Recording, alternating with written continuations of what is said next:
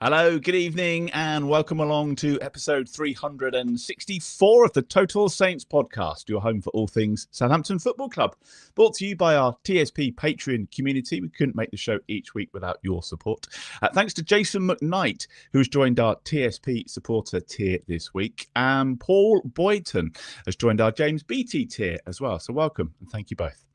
Coming up this week on the podcast, Saints are through to the FA Cup quarterfinals after that 1-0 win at Fulham earlier today. 10 games unbeaten as well, so there's plenty to talk about tonight. And the games will come thick and fast now. West Brom away on Wednesday night. We will look ahead to that one a little bit later. My name is Martin Stark. Joining me this week, Steve Grant is the owner of Saints Web. Glenn Delacourt is writer of the blog League One -10. And Alfie House is senior Southampton reporter at the Daily Echo. So let's start with the Fulham game, shall we? Ross Stewart's injury time penalty enough to see us through to the FA Cup quarterfinals in a game full of missed chances, Glenn. I mean, we've got lots to talk about from some sitters. We've got the disallowed goal, but in the end, job done. Yeah, job done. I think deservedly so. I know the stats don't say that, but the stats don't give a full picture. I think Fulham had a lot of chances, but I think we had the better chances. We had the more quality chances, which is a word that Marcus Silva used in his post-match press conference, which is one of the words I heard when I wasn't laughing at the rest of it. He talked about. I mean, he was fair enough, to be honest. He talked about that. They had enough quality on the pitch to. They should have won the game. But it's very amusing that they didn't, given the history of things that he said about games against us in the past.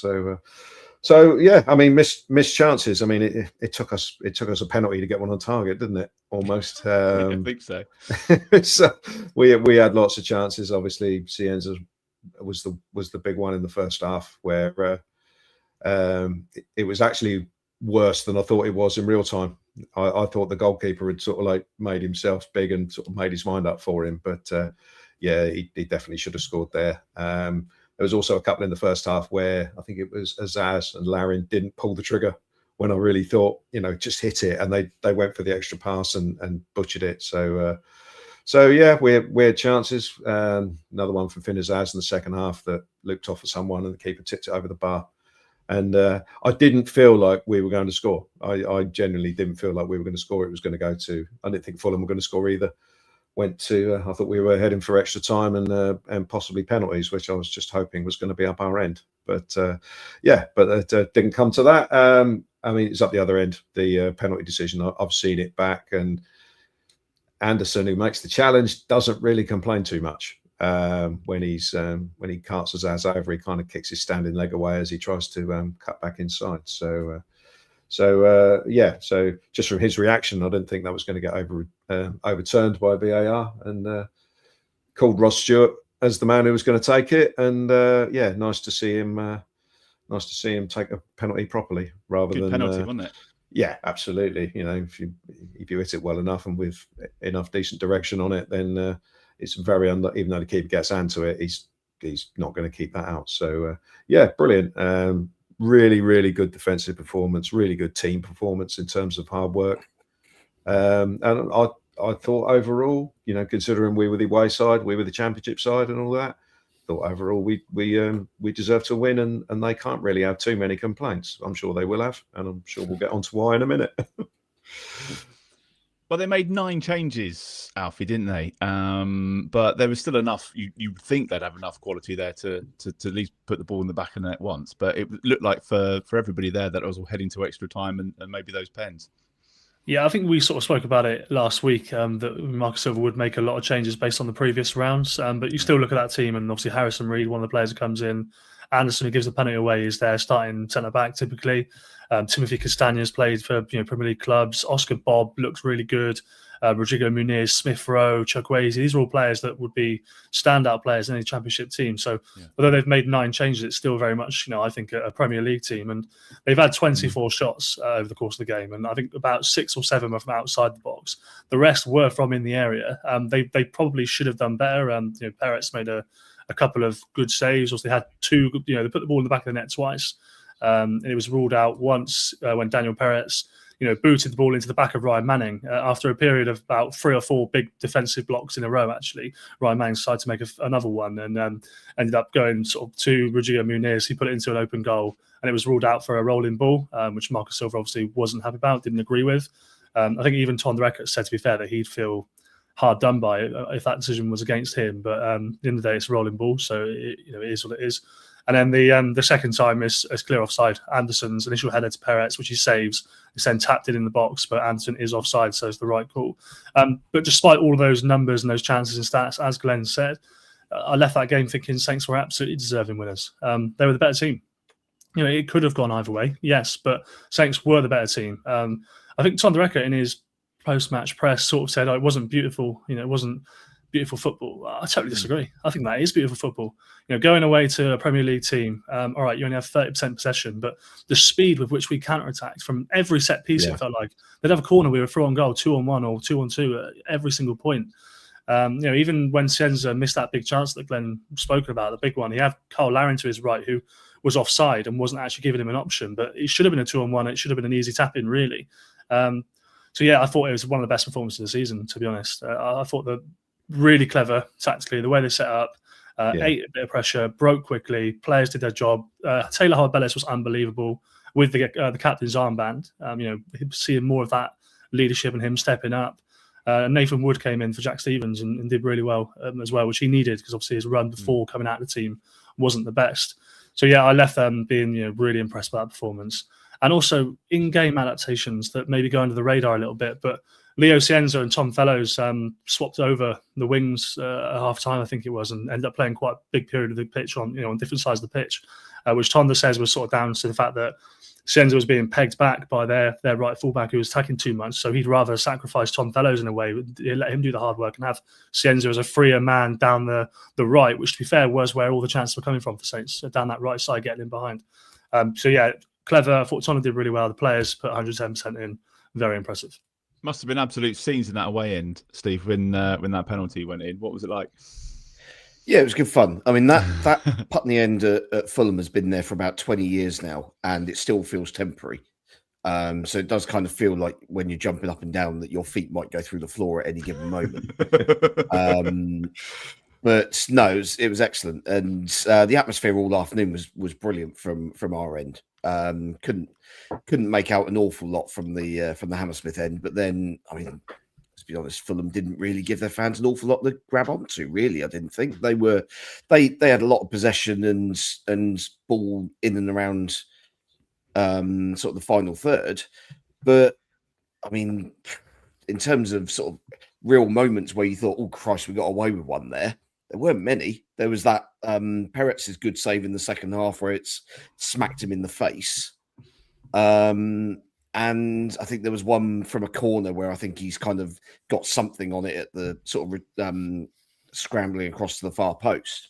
Yeah. But other than that, I didn't really think that they created anything that, as I say, you think, we've left ourselves open there. It felt like basically every Fulham attack ended with a Tom Cairney or Harrison Reed shot from 25 yards that went into the back of the stand.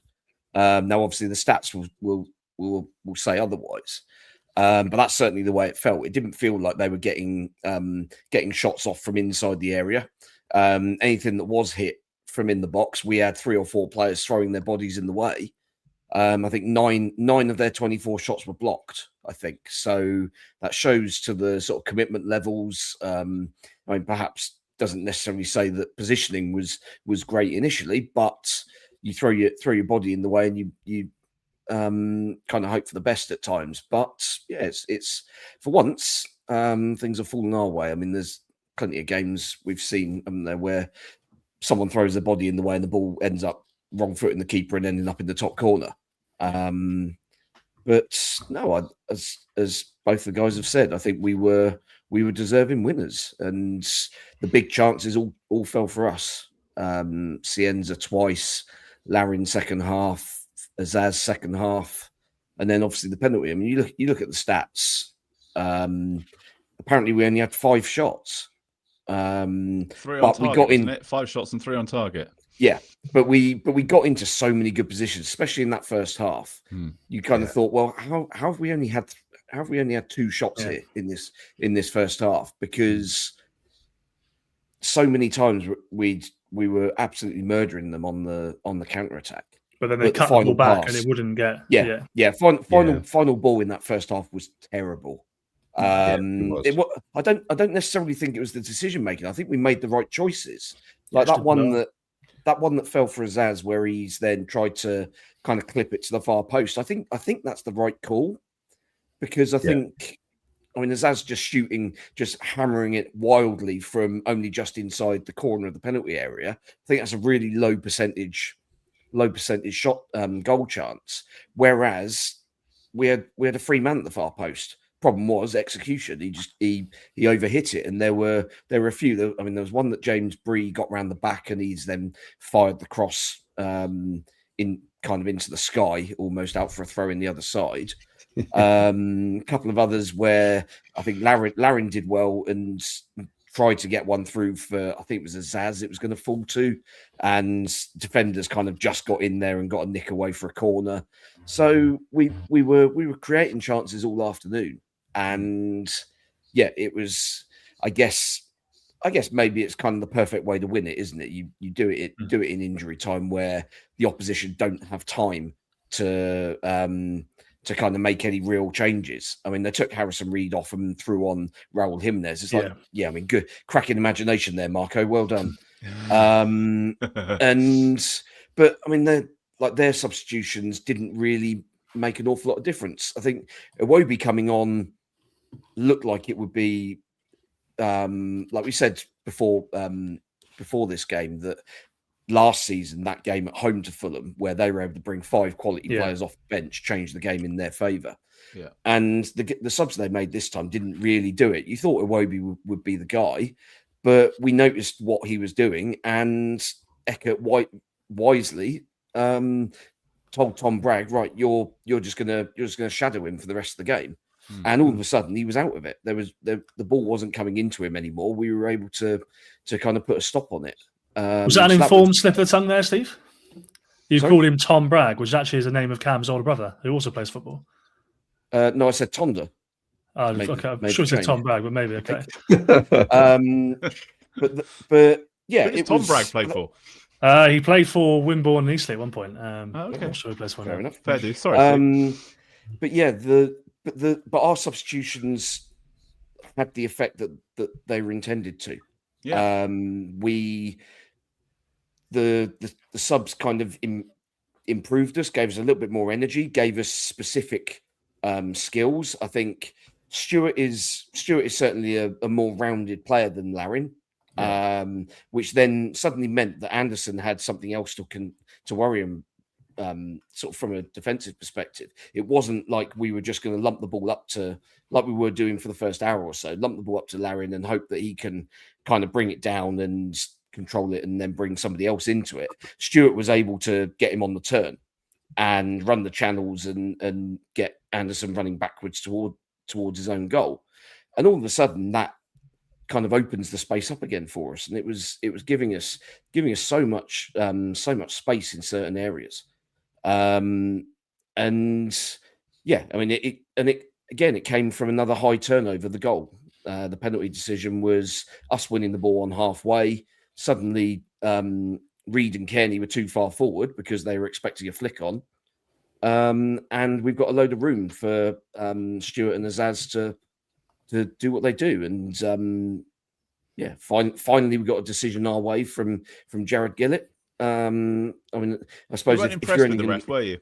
No, and at the end of the day, if you're only going to give one decision to a team in a game, you might as well make it a big and decisive one. So I'll give them credit for that. But Jesus Christ, like every single 50-50 that they put in was waved away. Every single 50-50 that we put in, the Flynn Downs booking is an absolute joke, because he's clearly won the ball first. He's toe-ended it away, and Reed has fallen over. I don't think Reed's even claiming a foul, but the ref's given it anyway. And Downs has just got fed up with it at this point, and he's obviously got booked for the reaction rather than for the for the challenge, which obviously has And consequences because he will miss the next round. him and Matsky are now going to be banned for the quarterfinal. Which is ridiculous, by the way. I mean, I understand league accumulation, but for 2 bookings in an FA Cup campaign to miss a quarterfinal, is that all it is now? That's all it is. Yeah, I'm not sure about that. It does get wiped after this round, so in theory, you can't. When we get to the semis, final. Yeah, exactly. Yeah, I'll tell you one thing that was obviously noticeable. That I really enjoyed the entire game. It was entertaining from the start because the tempo was at a different level. You know, we're obviously used to watching championship games now, where teams are all right. They're not always trying to attack Saints, but just everything that happened felt quicker. It was sharper. Fulham were going for it, and Saints responded, and that was enjoyable. It did make me yearn a little bit for the Premier League, which obviously shows how long we've been out of it. I guess. Sure, also, you've got. Yeah, well, there you go. Exactly. But I mean, you mentioned the sub, Steve. Marco Silva didn't make a sub apart from Iwobi until the 90th minute. You know, that was the only one he made, and I think he's made a pig zero the first team. I mean, they're 10th in the league or whatever it is, Fulham. What are they playing for? Making 9 changes is an absolute joke. Yeah, what are they playing for? You know, they've never won a major trophy, Fulham. Just put your first team out and win the game. It's ridiculous. And then, like you said, to not make a change apart from Iwobi until the 89th, 90th minute. He's got that one wrong today, but Tonda's done him. Yeah, it was interesting, like watching back the highlights on YouTube on TNT's YouTube channel was. Obviously, Sam Matterface was on commentary, so that was particularly fun hearing him. Obviously, be not overly Portsmouth correspondent. Not overly impressed that we've managed to turn Fulham over in their backyard. But one of the things he said right at the very start was that Fulham are, and he's probably right. Fulham are arguably the biggest club in English football never to have won anything. Okay, yeah, and you just think, well. Given that you're not getting relegated, absolutely no chance. Yeah. Okay, yeah, you might just about still be playing for 7th, but it's unlikely, isn't it? You've got a better route to it here. But yeah, you've. I mean, from this point, we've got to win 3 games. We're in Europe. Come on, yeah, it can be done. But Fulham have got Premier League players, and they've demonstrated over a number of years that they're capable of bloodying the noses of these big clubs. As a Championship side, you wouldn't expect us to go to Anfield and have a chance of winning. And I'm 99% certain that's the draw we'll get. We will get Liverpool away again. Oh, yeah. We do say it every round, so eventually we'll be correct again. We'll all go, hey, see? We will get on to the draw in just a moment and the likelihood of when that might be played and stuff. But I think as much as the cup progression is nice, Glenn, you've got to look at it as well. This is 10 games unbeaten, and the confidence that is just oozing through this team at the moment and the players that come in, that to me is just as valuable as getting through to the next round. Yeah, I mean, it's a bit of a. I mean, we'll talk about West Brom game in a minute. There's the tiredness angle, obviously, of can we go into that game fresh, or do we put in a first half like we did against Leicester? Yeah, you know, when we had 2 games back to back. But yeah, your point about the confidence is well founded, because we've struggled this season when we've played teams up near the top of the league, and we've got sort of like Coventry coming up. So now we can go into that Coventry game saying, well, if we can beat a Premier League side, then why can't we go to Coventry and win? And yeah, I think it does. You know, the boys are going very well at the moment, and results like this can only help. So yeah, there was an element of I think Taylor Howell-Bellis said in an interview afterwards about, you know, people had something to prove about being able to play against Premier League opposition and things like that, something along those lines. And yeah, because there's a few who played today who obviously didn't do great last season, and so we're probably itching for this chance to play against a Premier League side. And yeah, they've done themselves justice. And for, you know, someone like Ross Stewart to come on and get a goal, that's brilliant for him as well. So it's all good. There's never any downsides really from winning a game, especially against the Premier League side away from home. And that whoever it is, you know, at any time winning a game against the Premier League side away from home is only going to be good for you, whatever division you're in. So yeah, I'm looking forward to see what comes next. Though I am a little bit apprehensive about an after the Lord Mayor's show performance on Wednesday, but we'll see. I suppose the only downside, Alfie, is the fixture congestion that is looming, because it does mean that potentially the Ipswich and the Wrexham game are going to be rearranged because the quarterfinals are going to be played around that Easter weekend, which I don't think they've done before. So it's all a bit of uncharted territory. Yeah, it's going to get a little bit complicated working out exactly where those games are going to go. There is not many free slots the rest of the season, but the one thing I would say is that the players will all tell you that when they're winning and they're on a run like this, they want to play every 3 days anyway. So as long as we can keep it going, it's not a negative. What Tonda sort of said to me today was, and none of this is confirmed, but he thinks that the Wrexham game will be moved back by a day or two. So that would make that the Tuesday or the Wednesday of the same week, the first week of April after Easter. And then Ipswich would get pushed back either a week or a couple of weeks even further. So they could play Ipswich, for example, midweek on the 14th, 15th of April. The only other midweek slot available, I think, is the final week of the season between when we play Blackburn and Preston. However, Ipswich have got to play Pompey in a game in hand as well, because obviously Pompey have got a dodgy pitch, so they can't stage games. So Ipswich might play Pompey on the 14th, 15th of April in that free week, which would mean we would have to play them in the final week of the season in between the two. So unless I missed anything, it can't happen before the international breaks. Obviously, we've got baggies. And then there might be a game in between there potentially that could be played, but I'm not sure how the calendar works. Maybe if that Ipswich one is a problem, then maybe it's the Wrexham game that gets moved further back. Yeah, all quite possible. But yeah, basically those are the 3 weeks. It's the week after the Easter one, 14th, 15th of April, and then the end of the season. So I'd expect them to fall into those, to be honest. But yeah, it's going to be interesting. Cynical me, I reckon they'll punt the Wrexham game to the end of the season because it'll be a big one for TV. Yeah. Well, they didn't pick it for TV first time round, did they? So no, but it's going to be. They'll probably give Ryan Reynolds a call and find out when he can be in bloody England to do the commentary. To do the commentary or whatever. So no, that's cynical me speaking, but I reckon Wrexham will get moved towards the end of the season. Let's stick with cynical you and talk about the draw then. Okay. We're number one in the draw tomorrow. So I mean, are you thinking it'll be all the Premier League teams will probably avoid each other? Hot balls and cold balls. 4 hot balls for the 4 Premier League big boys against the other 4. Allegedly. Calling it now. I mean, obviously, you can't choose too much. We'd all like to play Port Vale, but yeah, I mean, if we get the winners of West Ham, Brentford, or anyone apart from the big, Leeds at home. Leeds at home would be all right, wouldn't it? That'd be I'd like a home draw, and I'd obviously like to avoid the 4 big units, but if which should be possible, but here we go. Yeah, cynical. Some interesting logistical questions for the club if we get a home draw against someone big, because obviously 15% allocation rather than 10%.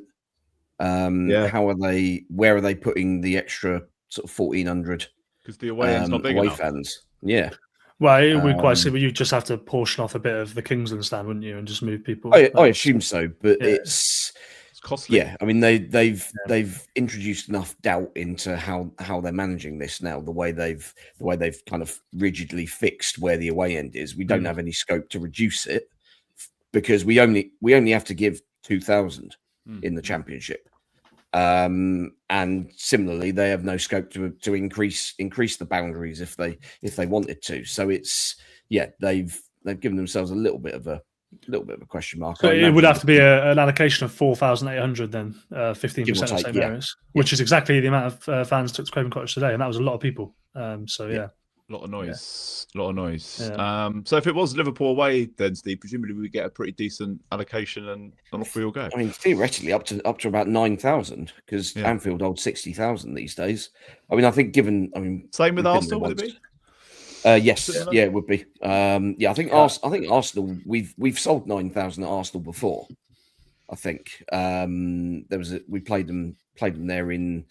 I think the League Cup they gave us a good allocation there before. Is that when Brian Bertrand scored? I seem to remember being that was a while ago. There was that one. We've won up there. We've won twice there in the League Cup. Yeah. We won twice there in the League Cup. So yeah, possibly one of those two. But yeah, Arsenal is an easier sell than Liverpool, obviously, just because of distance. Yeah. Day out in London is a lot easier to arrange than day out or potential weekender up in Liverpool. So I think the 5.5 we sold. I think we did 5.5, didn't we, for the League Cup game? I think it's also pretty safe to assume that they might do what you sort of said in the preamble, Steve, that they might just do the 4 quarterfinals on 4 different days. I know that's not been done before, but given they like a Friday night TV slot now and a Monday night, they might actually do a Friday night, Saturday tea time, Sunday lunchtime, and then a Monday night again. So it could end up being Liverpool away on a difficult day as well. So it'll be the worst option for the fans, though, won't it? We've got to say, big slow hand clap for arranging the quarterfinals on Easter weekend when every championship side has 2 games. Well done, lads. Well because done. they assumed that no one would be in it, presumably, right? They just assumed it was down to the Premier League teams. Yeah. Right. Let's do Player of the Week, because I think there's a few kind of standouts, really. Alfie, do you want to go first? Who's going to get sort of an 8 or 9 out of 10 for you? I think for me, the Player of the Week has to be, I think Taylor Harwood-Bellis I would put down. Just having taken the captain's armband, a genuinely unbelievable performance, I thought, from him. But to be fair, it was all the back 4. It was Flynn Downs as well. But yeah, Taylor to get a bit of recognition. Steve? I'd agree. Yeah, Harwood-Bellis excellent. Downs very good in midfield. Just the energy seems to be back in his game, and it just makes such a difference. It makes him look 10 times the player. He was excellent. I mean, plenty of options. Bree was pretty good, I thought. Peretz, excellent save in the second half, and took 2 crosses late on, which obviously brought massive cheers from the fans behind him. It's plenty, as I say, plenty of options. A lot of people agreeing with Taylor Harwood-Bellis in the comments, Glenn. A few people saying maybe Finn Azaz as well. Yeah, Finn Azaz was decent. He seemed to be very good at finding space today. I think because it was a more broken game with the opposition pushing up and us playing on the break. That's when he's at his best. When he can, it was unfortunate he overhit that pass to Fellows. That was the one Steve was talking about earlier, where he just sort of clipped it over his head. So no, I thought Finn Azaz had a good game. But again, I look at the defenders. There's 2 I'd like to put out. One is the goalkeeper. I just think it's just such a difference. It's just such a difference having a goalkeeper with confidence who organises the defenders. There was one bit at the end of the second half where Edozie was fannying around with the ball on the left, and he should have just clipped it up the line, because I think it was Stewart made the run, and he didn't, and he came back and we lost the ball. And there seems to be a lot more accountability now. I mean, you don't want to see your players going at each other, but you do in a way as well. And I noticed Peretz and Harwood-Bellis. Yeah, Peretz and Harwood-Bellis were giving him loads for basically doing something stupid to potentially put us in trouble, having worked so hard for 93 minutes, whatever it was. So I love that. Peretz has made such a difference. It's not just the saves and the catches; it's the organisation, and you see it more and more every week. But the other player I'm going to put out is, again, my thing about picking a player who outperforms what I expect. I thought Nathan Wood was excellent. Yeah, okay. Thought he was good. He got in his running battle with someone, which was good. He got in the running battle with Muniz and was they were throwing each other around all over the place. And I thought Nathan Wood had an excellent game. Again, this is the old thing about the obvious. Going to a back 4, it means there's less pressure on him. I know he used to play in the middle of the back 3, but playing in the back 4, there's less onus on him to pass the ball, which he's not good at. He just gives the ball to Harwood-Bellis or plays it short to Manning, which is what he was doing a lot today. We weren't messing around. And I just thought his actual defending and the way he stood up, headed everything, tackled everything, blocked everything. I just thought he had an excellent game. And for a player who's been pitched in with not much football behind him over the last month or so. Yeah, true. Thought he had a really good game. Anything else on Fulham before we move on in the Cup? We should mention the Cup draw for those interested. I think it's about 7:05 on sort of TNT social channels on Monday evening. So you can watch it on YouTube. You don't need to be a that's what they've done for previous rounds. So yeah. Okay. Do we know who's doing it? As usual suspects, I reckon. Joe Hart probably, isn't it, on TNT? Tends to be. I mean, I did want to talk about the team selection a little bit, to be fair. I think he sort of made sense when I saw it. Maybe it was 4 changes, but I think, it was obviously still quite strong because a couple of those changes were bring in Flynn Downs in, bring in Tom Fellows in, but also like Nathan Wood and Caspiander come back in as well. Was there anybody who was at all surprised about what they did? Yeah, a little Stevens, bit. I think was a strange one, wasn't it? You think Stevens would have been involved? No. You know? I think he's been a bit creaky, hasn't he? Didn't Tonda mention it in a press conference a couple of weeks ago? He was talking about Stevens and Wellington both having issues that kind of needed to be managed. He'd had a scan, hadn't he? Oh yeah, good point. So I wasn't surprised Jack Stevens was missing. I was surprised Casper Yander played. We've had all this noise about him during the week, and apart from all that, he's not really been playing well enough. So obviously, where was Shay Charles? That was a bit. Just being arrested by all accounts. Yeah, so I would imagine that Shay Charles will start the game against West Brom, especially as he didn't even come on as a substitute today. He wasn't in the squad. Oh, he wasn't in the squad at all? No. Jack Stevens and Shay Charles were not in the squad at all. Oh, I didn't realise that. I didn't realise Charles was not on the bench. Oh, Romeo was on the bench, wasn't he? Yeah. Yep. Yeah. Okay. So yeah, one hopes that Shay Charles is fit, but I thought Yander was. He seemed to be off the pace today, and I think it was a good job that Flynn Downs had such a kind of action-packed, energetic game. Yeah, he just seems to have struggled a bit. So I don't know. Maybe there is something in this noise about him not being. It's interesting. I mean, I know Tom Derecker obviously addressed that report during the week. He said that he's very surprised when he read it. He said that 100% it didn't come from Casper. Casper's committed to Southampton, committed to the season, and committed to everything ahead. But yeah, I mean, he's obviously a 22-year-old lad moved to a foreign country. There might well be something in the report. He might be a little bit homesick and unsettled, and that's fine if he is. But I think I agree with Tom. I don't think that he's planted that deliberately to try and force a move or anything. But we know how agents work. We're not stupid. We know how this kind of thing goes. Maybe Fabrizio's been paid another €5,000 to put something out there. That's libelous, but yeah, other than allegedly, yeah. God, what a night! So like Glenn says, maybe there is something in that Casper report. But I thought Tonda's obviously a very intelligent person, and maybe he thought I'm going to make a statement to Casper here and put him in for the big one. But. Okay, yeah. I'd also look. Sorry, one more thing, Martin. I'd also like to reinforce how well Tonda Eckert managed the game today. We've all been critical in the past about how he's managed games, but I think that the fact that he set us up to play as a counter attack, a counter attacking team today, and get the ball out wide quickly and get support runners in there. I just think that was a really good setup against that particular Fulham side, and he couldn't have known what team Fulham were going to put out, of course, but he obviously watched the way they play and decided that was a way to get at them. And with a bit more composure, we honestly could have been two up at half time. So yeah, I thought he did well, and as you say, the management of the game in the second half, the right substitutions at the right time, Stewart coming on, Yander going off for Bragg was decent. And the only Tom Fellows, I thought, struggled a little bit. He seems to be totally devoid of confidence now. That big chance missed a big one, isn't it? He's got all the time in the world in front of goal, and he just left no conviction at all in that shot. And we all know what his finishing is. It's all kinds of abysmal. But you just put your foot through it, man. It just So I don't quite know what's. He at least hit the target this time. Yeah. But how do you manage that? Do you give him the confidence and keep him playing, or does he need a break out of the team sort of thing? Well, we should mention Matsky's involvement in the goal, to be fair, because he's the one that leaps like a salmon again to intercept the goal kick, isn't it, and knock it forward to Ross Stewart. Obviously, plays it on for Finn Azaz. So, I mean, Matsky starts on Wednesday for me, without doubt. There's no question about that. Yeah.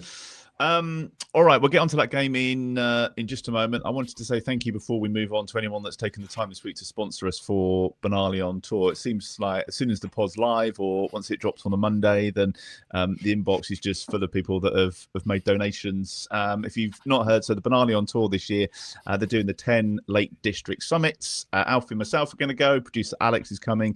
So we're doing a joint fundraiser with the Daily Echo. We've shared the link in the description for the podcast. It's also on YouTube if you fancy sponsoring us. We're aiming as a team to raise £2,250. And I think we're about to hit 800 quid raised so far. So thank you. Honestly, if you've sponsored us this week, thank you so much. I think we're about 35% through the target already, which is great. So all the details on our socials for that one. Thank you. We're getting into the busy end of the season now. We travel to the Hawthorns to take on West Brom on Wednesday night. I mean, it's not going to be an easy game, but Alfie, there's going to be a familiar face in the dugout by the sounds of it. Matt Gill, was that right? Back at West Brom doing some bits? Yeah, long time Russell Martin assistant, obviously. Russell Martin's assistant at MK Dons in his first job. Followed him to Swansea, followed him here to Saints, and of course went on to Rangers as well. Matt Gill, his time at Saints is very popular with the players. Obviously, Russell Martin trusts him. One does wonder if he's going in and doing a bit of a scouting operation. If they stay up, Russell Martin obviously has always been linked to West Brom jobs, I think, in the last couple of years. Maybe he'll go in and sort of take over the mantelpiece. But it's we are being very cynical today. Yeah. Maybe he's just fed up with being sacked. Yeah, maybe he is. But obviously, they've got James Morris, isn't it, who's done interim shifts before, and their appointment of Eric Ramsey was an absolute disaster. Somebody who was linked to Saints at one point, but he's of that. He's managed in the MLS, but he's of that mold. Mid-30s, former Man United assistant, who getting his first big gig. And Glenn might have done a bit more research on West Brom's results than me, but he wasn't good. I don't think he won in sort of 8-9 games that he managed them. They've got no win in 12 games. Yeah, so they're clearly not a good team. But you mentioned the busy end of the season. It's now obviously starting from Wednesday. 10 days, we'll play 4 games, and then we get the international break for a week, and then obviously you get the final block. But this block of 4 games: West Brom, Coventry, Norwich, Oxford. You want to be beating West Brom, Norwich, and Oxford, don't you? You want to make sure that Coventry game is a bit of a free hit, and you can only do that by winning the other 3 games. So the expectation will be to win. It won't be easy. There'll be a siege mentality at the Hawthorns. They're right under pressure, but we've got to win. They got a point at Sheffield United, Steve. So I think that moves them out of the relegation zone. So it's one to be aware of. Yes, good point for them, and kind of a vital one given that Leicester also got their own good point away at Leicester. Leicester away at Ipswich. Yeah, and on Friday night, Oxford won at Preston, which I don't think anybody saw coming. No. So that would be it's really, really tight at the bottom. And I mean, if you're looking for an angle here, after Pompey had those 2 successive away wins at Charlton and Millwall, everyone kind of thought, oh well, they're safe then. 5 points is the gap now. Not sure they're quite safe yet. But yeah, West Brom look.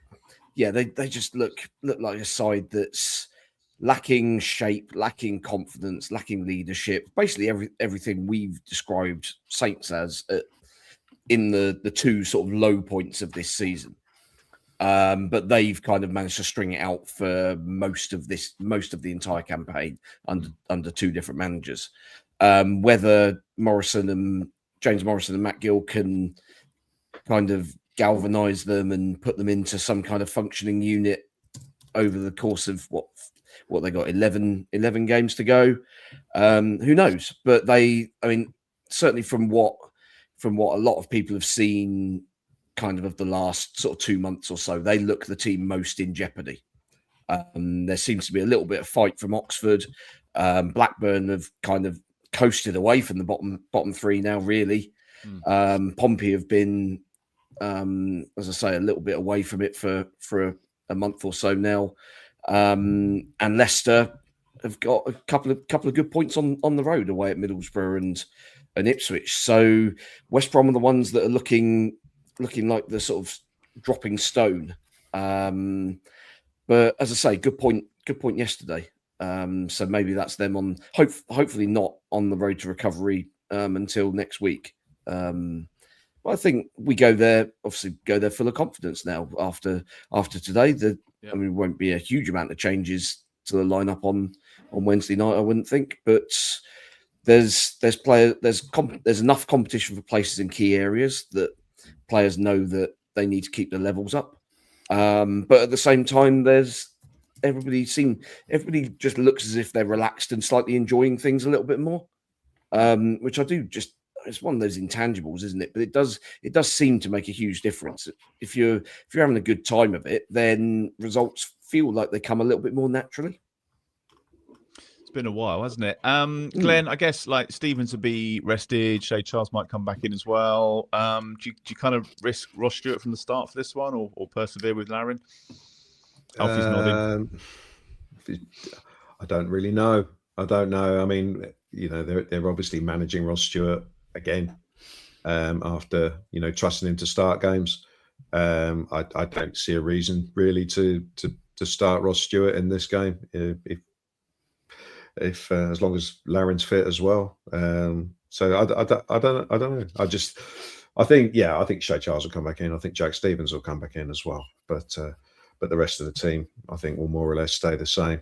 Matsuki will come in for Fellows. So yeah, you would have thought. But can I just say on Matsuki, by the way, we spoke to Sue. There's always a travelling pack of Japanese media whenever a Japanese player plays today.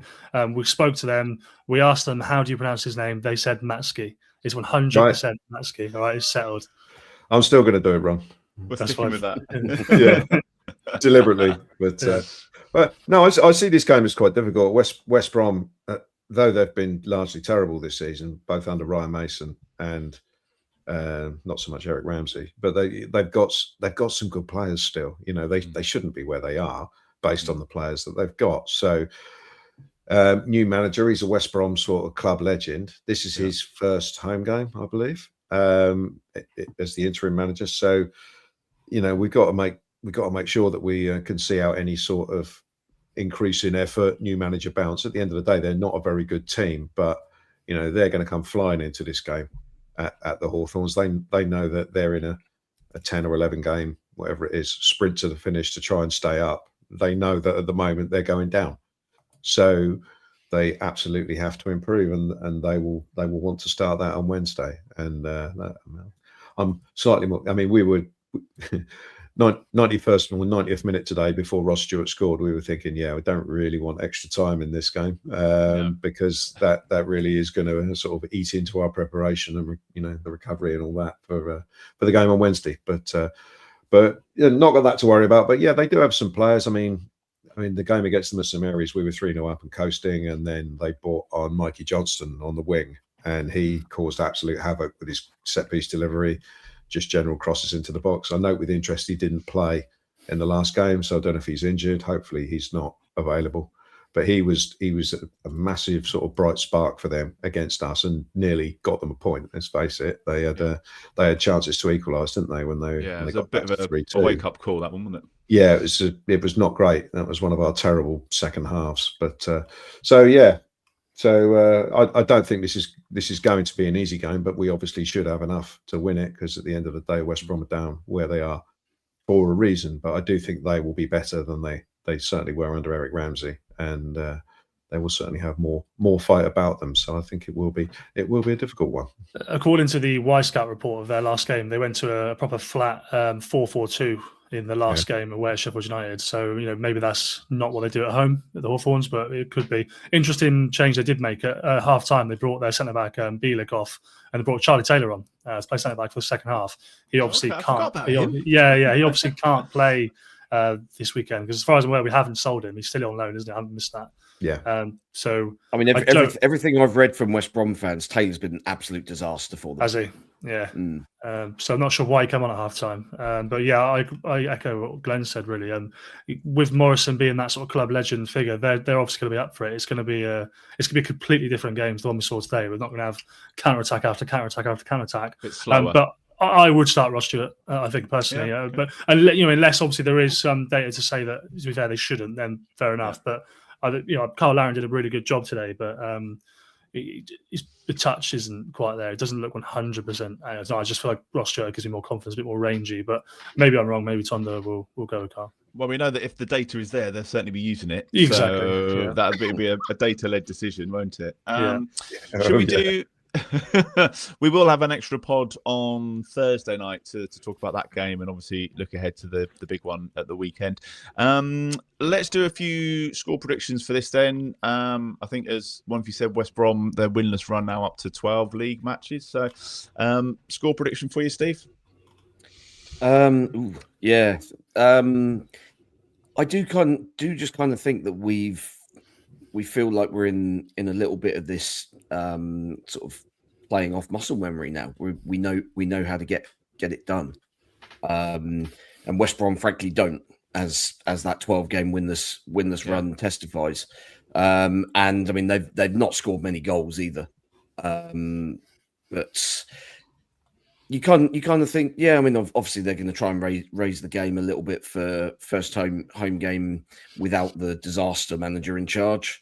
But whenever I've seen highlights of games at the Hawthorns this season, basically the ground's empty. There's nobody there, and it's extraordinary. It's like the Hawthorns has always been a ground whenever we've been there and we've played there. It's all certainly at least that end behind the goal opposite the away end has always been full and bouncing.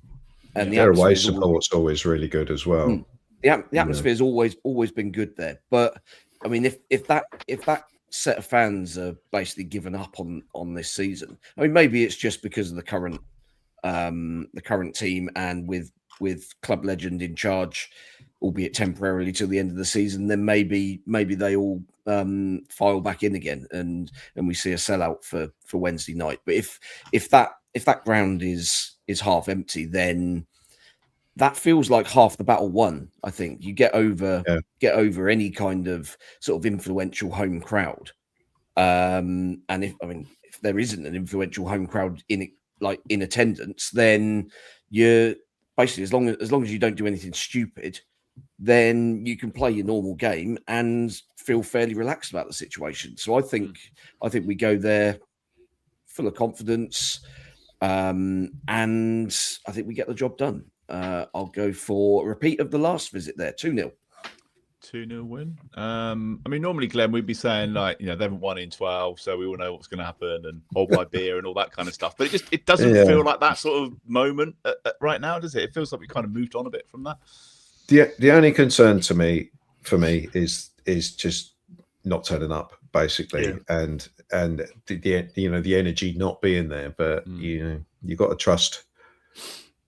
I keep going back to that Leicester first half. Okay, we won the game 4-3 in the end. It was, but that first half was so ridiculously bad, and we just turned up. About 5 players just looked like they couldn't run, and so I'm just a little bit wary that we might throw one of those in. But yeah, Steve's right though. The sort of momentum that we get from today and the past few results that we've had, we should be able to carry that into the game. And we've got a big enough squad that, bar probably the goalkeeper, Scienza, you probably can swap 1 or 2 players out and keep the energy levels the same. I mean, if Shay Charles doesn't come in, then Cam Bragg can come in. And he's playing at a level now where there wouldn't be a drop. So, quick question for you, Glenn: has Tonderecker played Shay Charles and Flynn Downs together for an extended period of time at any point? No, though they did play. I think they started one game together about 4 or 5 games ago, and because that was a combination that didn't really work at the start of the season. The Charlton game, maybe. Yeah, possibly. Mind you, nothing. Yeah, it was the Charlton game, and then he took Charles off, put Yander on, and we immediately let go in. Yes. You're right, though, because at the start of the season, we were saying, that's going to be the dream partnership. Yeah. And it never really kind of materialized. I was about to say that, that combination didn't work, but then no combination worked under Will Stewart. You've got to write off those first 20 games, really. You do. And also, Tonda sees Shay Charles as a much more progressive player than midfield than any other manager has. So it's interesting that he hasn't done that yet, or often, I guess.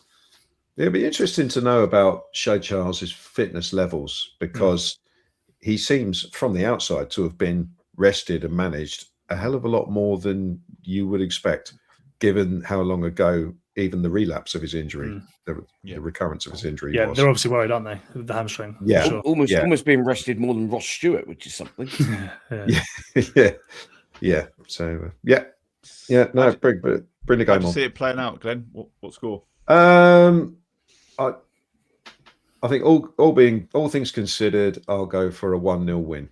Yeah, where we do enough without pulling up any trees. I can't see us. I mean, you look at a team down the bottom of the league on a run that they're on and think you should go and win that 4-0, but I can't see it being like that. I think 1-0.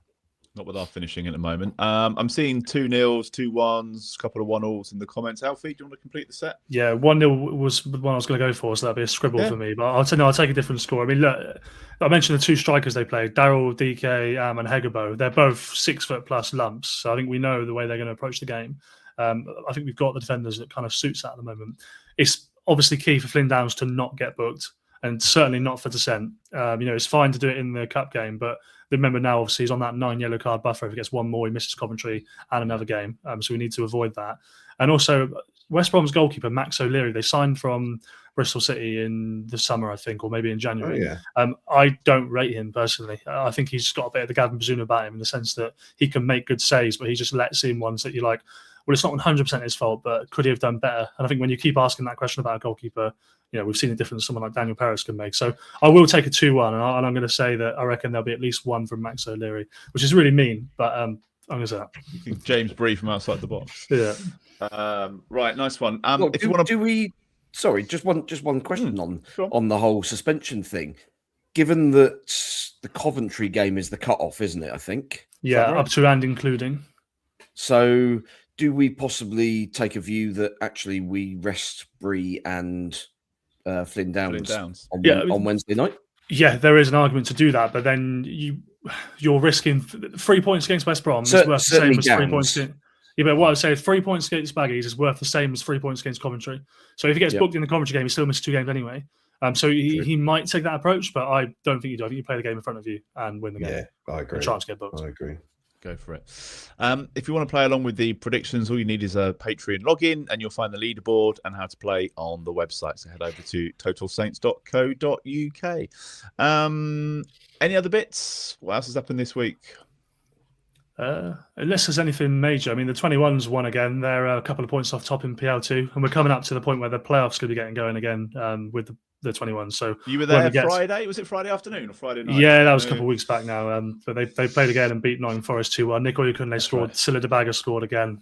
They've started players that have obviously been around the first team, taking what they've learned, I guess, back.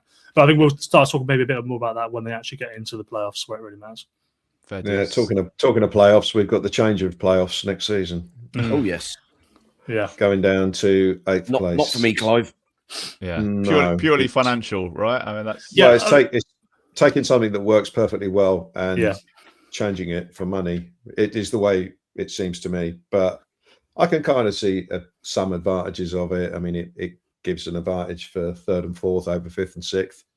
They've got sort of, there's a bit more of an advantage for finishing higher up.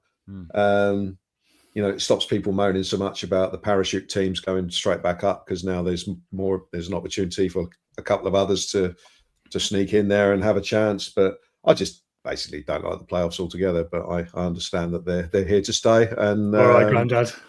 Yeah, all right. Old man shouts at clouds. Absolutely. I just it's a league competition, and we end up with a little cup tournament at the end of it to decide who gets the big prize. The point I always then make is ultimately football only exists to entertain. So yes, there's integrity. Yes, it'd be fair if the top 3 went up. But the only reason that we play the game is to have fun for people to watch. And the playoffs is great fun to watch. So my opinion on the whole change, I wouldn't have voted for the change, because I totally agree with Glenn. The playoffs is the best thing we have right now, and I wouldn't have voted to change it. But I don't think it's as bad as people think it is. And I think once it plays out, I think people will enjoy it. Glenn makes a good point about obviously the advantage it gives to 3rd and 4th. It keeps the season alive for a lot more teams down the lower end of the table. You can sort of sneak into 8th maybe, rather than just the ones that sneak into 6th. In the National League, only one team in the last 8 seasons they've had this rule has ever actually won the playoffs, having been outside of the 4 teams that should have qualified, if that makes sense. 5 times it's been won by the teams that finished with the top 2 advantage. So there is an argument that it's not that big a deal. The chance of an 8th placed championship team winning is really slim. It just Could you imagine an 8th placed championship team getting into the Premier League? Yeah, they might go up and get 12 points. I do wonder what the Premier League's thoughts are on this. Because they probably think there's a more chance for a rubbish team going up, and therefore it keeps the 17 in place for even longer. Probably. Well, it does, but it also makes the competition crap.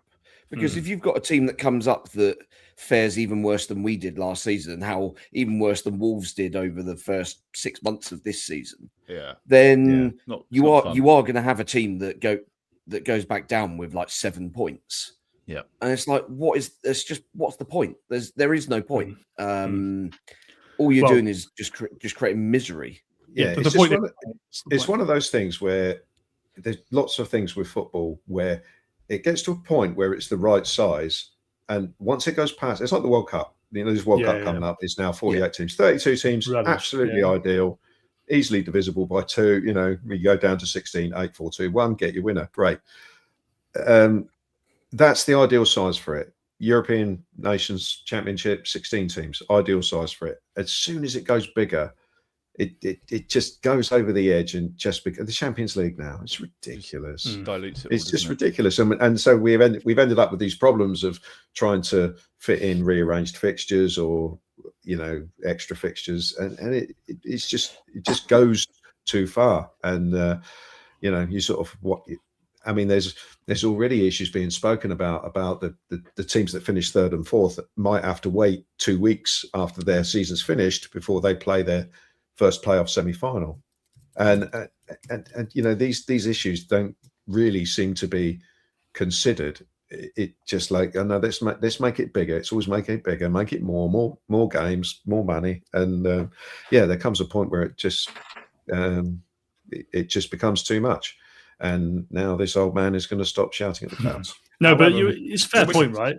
But in this instance, the whole money argument is like, people say, oh, it's just about money. And I sort of go, well, yeah, like, have you been watching the EFL for the last 5 or 6 years? Everything they do is to try and make more money. You look at the clubs, these clubs are not getting rich. The players are getting rich, the staff are getting rich, but every single club that's posted their accounts from the Championship this season so far, they've lost like 15 to 30 million pounds. These big clubs, Middlesbrough, are losing 15 million pounds in a year. So, yeah, of course they're going to vote for a chance to get more money. Not because they're all swanning off to the Bahamas, although they are doing that, but because they're trying to stay afloat as a club. So, yeah, the EFL does need to make more money. The biggest problem with the Premier League right now is how much more money they make than the EFL. So, I think any sort of attempts to redress that balance is fine. But obviously the easiest solution is just to filter more of the money down from the Premier League rather than changing the playoffs. But why would any Premier League team vote for that? So there's a bigger argument at stake there. People say, it's not broken. Yeah. I mean, the independent football regulator, once it kind of finally takes office, I think they take control of the game from May, I think. Basically, they are already making noises that Premier League and EFL have got to come to an arrangement on trickle-down money. Yeah. By the time they've got their feet under the table, otherwise they are going to force them to force something kind of into the situation. And that may well be the only way that that the EFL gets a fairer percentage from the Premier League revenues. But we'll see. Let's be honest, it's not sort of beyond the realms of possibility that the regulator comes in and basically just sides with nothing. Absolutely. Yeah. And of course, if we finish 7th next season, this will be the best thing ever. Well, when you talk about these things, you try and not look at it from your own point of view. You've got a slightly empathetic approach, but it's a great pub debate for the next few weeks, anyway, isn't it? I'll tell you one final thing on the playoff changes before we move on. One final thing is, Tonda sort of referenced it. Somebody has asked in the chat, where did Glenn get his hoodie from, by the way? Glenn, show your hoodie. It's in the TSP shop, isn't it? If you want that, it's in the TSP shop. I've got the same one. I love it. Tonda made the good point. So at the moment, I think that my understanding is that the current plans sort of say there's going to be a week before the eliminator game after the season ends, and then a week until the first semi-final. That can't happen. You cannot have 2 weeks between fourth playing their last game and then the semi-final first leg. That eliminator game has to be... Yeah, great. Steve's is the point that you made on Twitter. The eliminator game has to come midweek in between the semi-final game, and it should be a physically taxing exercise. Should be a punishment for finishing 6th, 7th, or 8th. It can't be 2 weeks before the first semi-final game. That's not right.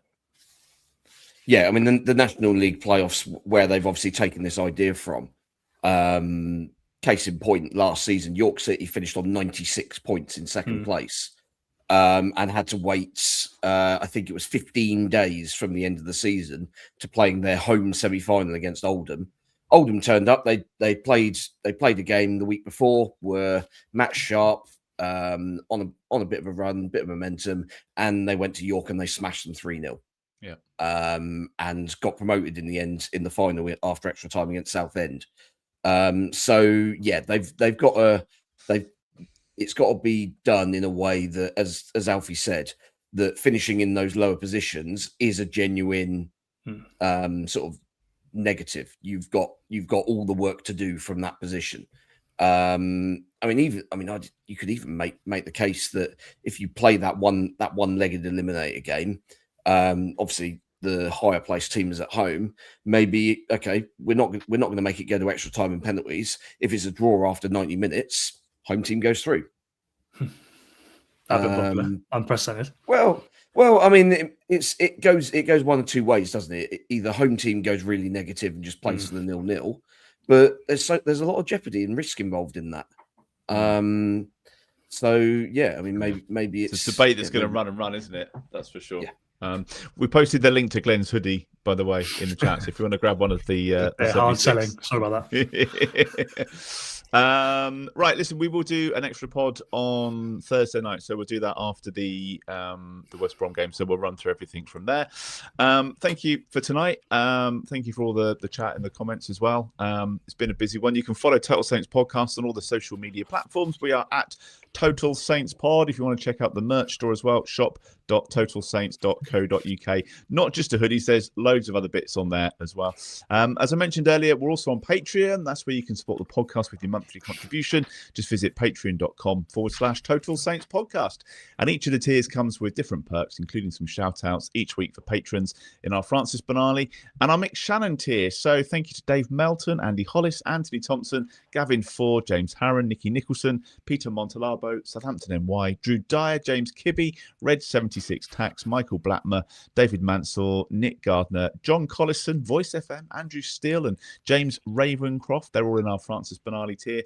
And also a huge thanks to Nick Reed, Dave Ernsberger, Nick Kingston, Phil Cook, Jonathan Cooper, Colt Baker, Anthony Thompson, Matt Hall, Mike Etheridge, Phil Horstrup, Mark Littlewood, James Bobin, John Bevan, Frank Thorpe, John Peacock, and Andy Pickles, who are in our Mick Shannon tier. Thanks as well to Paul Castle Associates and to Steamtown Brewery for sponsoring TSP. Thank you to Steve, to Alfie, and to Glenn. Thank you for watching and listening, and we'll see you again Thursday night at 7 o'clock.